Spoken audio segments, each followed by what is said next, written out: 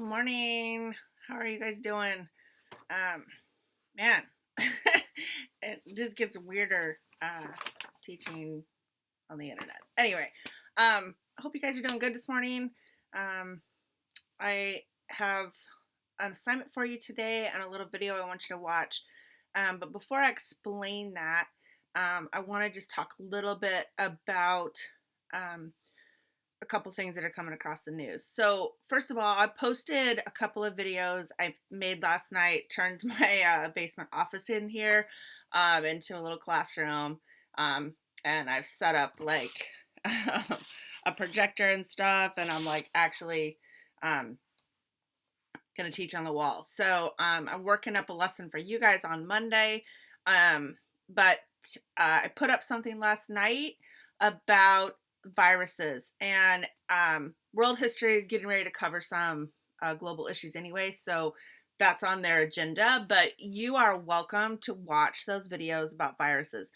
So it's about disease and kind of how viruses work. Some people were saying like they really don't have any information about how some of this works, and so I thought it might help if I explained it a little bit. So you guys as seniors are welcome to watch that. um, I'll post it just so that you can see it, but there you don't have to do anything with it, but it's good information, so you might want to watch it. Also, um, if there's questions you have about that stuff that you want me to answer, I would be happy to like explain to you guys too, so just let me know. So, man, uh, Senate is expected to pass 1 trillion with a T, $1 trillion package to help everybody. And what that's going to have in it, it helps small businesses. So like they're going to be able to get loans. And if they can't pay back the loans in a couple of years, the government's actually going to cover that. So that's kind of a big deal, or guarantee those loans.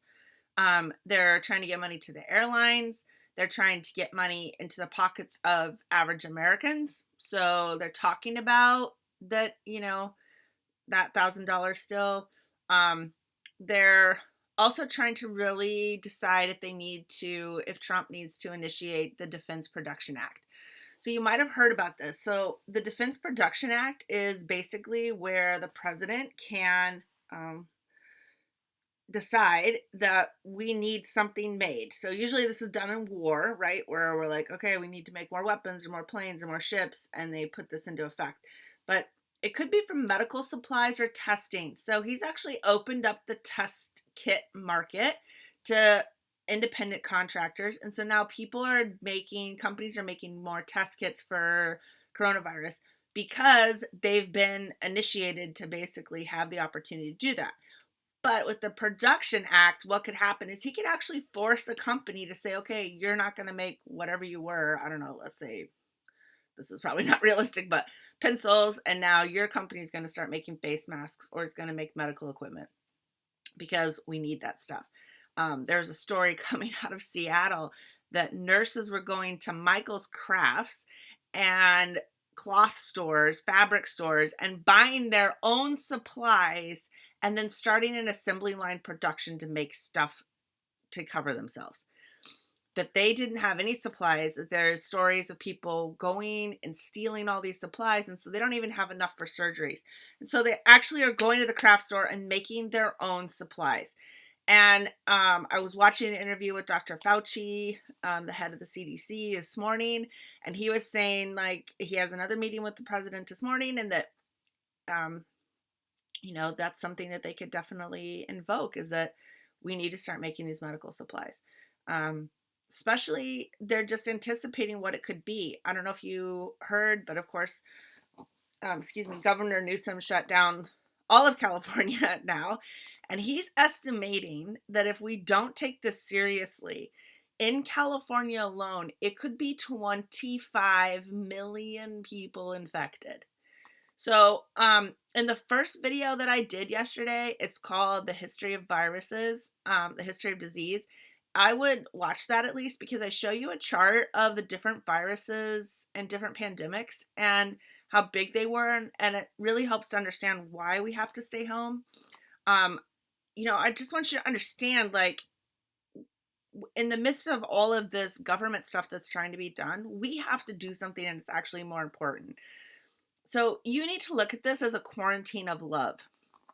So I don't think I already said this, but like, I don't want other people to get sick. And you, especially younger people, even younger than my old butt, basically, you are the key to this because you cannot feel very sick or not get it as much. Like, you might not even really realize you have anything. And then you're giving it to other people. And then those people are sharing it. And the thing is, you feel great and you're like, I'm young, I'm not going to get it, so I can go out. Well, it's not so much about you getting it. We're staying home because we don't want to give it. And so it's really a quarantine of love. I don't want anybody else to get sick, and I might have it, so I have to stay home. That's the mentality you have to have because all of us could be carrying it, and you have to assume that. That's why a quarantine has to happen. It's because you're assuming that everybody has it. You don't know who has it because you might not feel sick. And for 2 weeks, you might not feel sick. So you think right now I'm good. I can go like hang out and do whatever. But I was hearing a lot of reports. There's a lot of people out in Alameda, for example, or young people walking around in groups. You guys, that's not cool. Like, let me explain to you. You do not understand that we have to really take this seriously. I know there's a lot of you who have older grandparents, or even some of your parents are older, or you have people in your house who are younger who have compromised immune systems, or family members with underlying conditions. And all those things play a role. So you have to look at yourself as kind of this hero of, I'm doing this because I really want to save lives. And if we don't actually do this, I'm telling you, it's going to get worse. And based on pandemics, the way they work, it's this behavior that if you don't do something now, we're in trouble. So, this morning, I'm going to talk a little bit about another pandemic, HIV, and I'm going to live stream that at 10 o'clock. So at 10 o'clock, if you want to tune in for a little bit, you can. I'm going to live stream and teach about that because HIV was this pandemic that we really have tried to learn some lessons from because we messed up big time. So I'm going to try to teach a little bit about that at 10 o'clock live stream. So if you want to join, you can. But here's the deal. Staying home is important. And I know it's hard. A lot of us are in houses. It's not the most pleasant place to be sometimes. And there's conflict. And I can't imagine this being my senior year. And this is how we're spending it. Like, that really sucks. And I feel really bad that you guys, the senior year has been this way. It's tough. I was reading a thing about how you were born when 9/11 happened and we were just healing from that. And like now you're going out into the world on this pandemic. And that just sucks. But what it tells me is that you're actually made for this time, that this is a time you were made for it. And that's so true. You are so much stronger. You have been really brought up in strength because you've been taught to overcome. And I think that's something you guys have definitely taught me. Like, man, you can be handed the worst deck of cards, but you just freaking overcome and you figure it out. And so I have no doubt that you guys are going to come out of this on the other side, but all of us need your help to really stop this virus. If we don't stop it now, I guarantee you there's going to be stronger measures. And so we really need to focus and really be cautious and follow what's being directed. The director of the CDC, Anthony Fauci, I've followed him for a long time. And let me tell you, that man's not playing. And when he said the other day, he said, look, you need to overreact. And he said, and if you're overreacting, I guarantee you, you're not reacting enough. And he goes, so when people are like, you're overreacting, he's like, it's not even going to be enough. And they're talking about the numbers like across the country. It could be more than 1 million that even just die. So we have to do something serious. And if we're talking half the state of California gets infected, like those infection rates are insanity. So we have to do something. And the thing is it comes down to behavior. Every disease, it comes down to behavior with viruses. If you cannot, with a virus, change the behavior of the people, you're not going to fix anything. And they depend on people's behavior to stay the same so that you are amplifying that virus. but we have to de-amplify it by changing our behavior. And that's why you have to do something like this mandatory quarantine, because then you get shelter in place, because then you get everybody having to stay in one spot. Now you disrupt the patterns of that virus. So I just wanted to let you know, it's hard. Like, I'm home by myself. Yeah, not really impressed with here being by myself. But oh well. But I'm enjoying that I get to talk to you guys at least this way. So I'll live stream at 10 about HIV if you want to listen in, and then I will live stream for you guys on Monday. But I wanted to make sure we had a couple days of making sure this works. Okay. Also, today what you're going to work on is scarcity. So scarcity goes along with supply and demand. Scarcity is kind of the big concept. Like, everything in economics is based on scarcity, right? If that affects supply and demand, and it affects those graphs and where they move. But scarcity also is basically the thing that we all deal with, right? If I don't have enough money to pay rent or get an apartment or put gas in my car or whatever, I have to make different choices, right? So scarcity comes into play. Like right now, I'm not working my 2 other jobs, right? So I'm not nannying. So because I'm not working my other jobs, I have to like really think about where I'm spending money, right? So my gas has gone down, so that demand for like money for gas is different, but like I might need medical care, right? Or who knows what happens with our jobs. So everybody has to like make different choices because things are changing. And I know a lot of you and your families are experiencing that now, right? Because jobs have changed, because we don't have access to the same jobs because things have closed or whatever. And a lot of you are like, have talked about how finding supplies and stuff has become scarce. So what I'm going to ask you to do is look for items over the weekend, and your assignment will be due on Monday.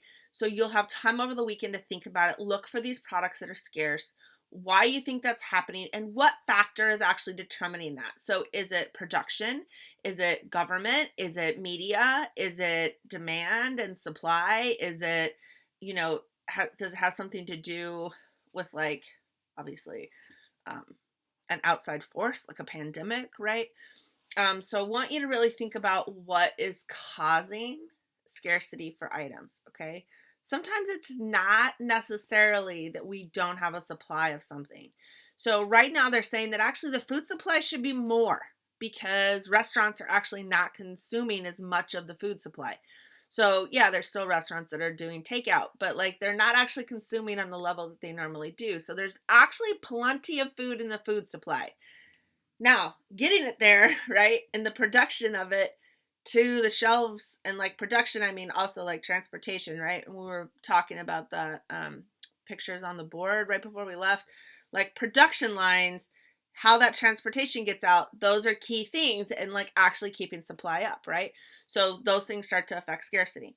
So what I'm going to have you do is look for things that are scarce. There's going to be 3 questions you're going to answer. You'll have till Monday, so you have some time to actually think about it, and maybe get on Amazon and like look what's being sold out. What are there none of, right? I haven't been on Amazon lately.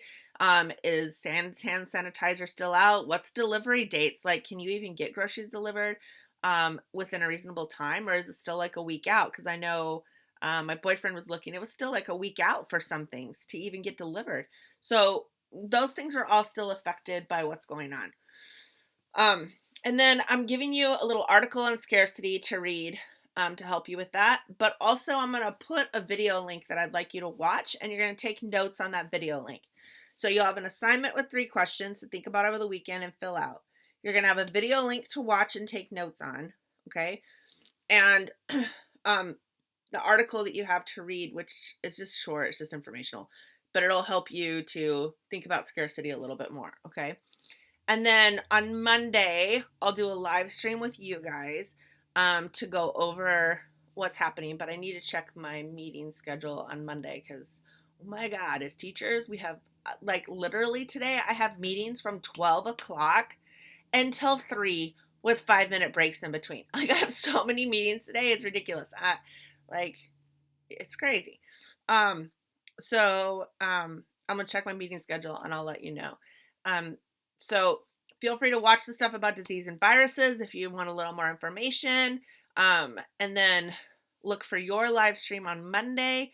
And then make sure that you're answering the questions today, that you do the do now, that you take notes on the video link, and all that stuff. Like, you can take notes in a Google Doc, or you could take notes on paper and send me a picture of it. Either way, I don't care if you want to text me a picture, email me a picture of your notes, that's fine. But I'm giving credit for the notes, credit for the answers, credit for the do now. And today I would like you to comment under this video, okay? So that's today's instructions. I love you guys. This sucks. I feel like we were just getting moving, and damn it. So I'm here if you need to talk too. If you're just bored or frustrated, or you want me to explain something teacher way on the phone, I will. Or if you want to Google Hangout or whatever, video Hangout, like whatever, just let me know. Okay. Maybe we'll do like a Zoom chat next week. I gotta try out Zoom today and see how that works. But anyway, okay. Get to work. And if you didn't do the assignment yesterday, I need it. Like, we need that assignment done. So please be doing your work, okay? All right. Talk to you guys later. Have a good day. Love you.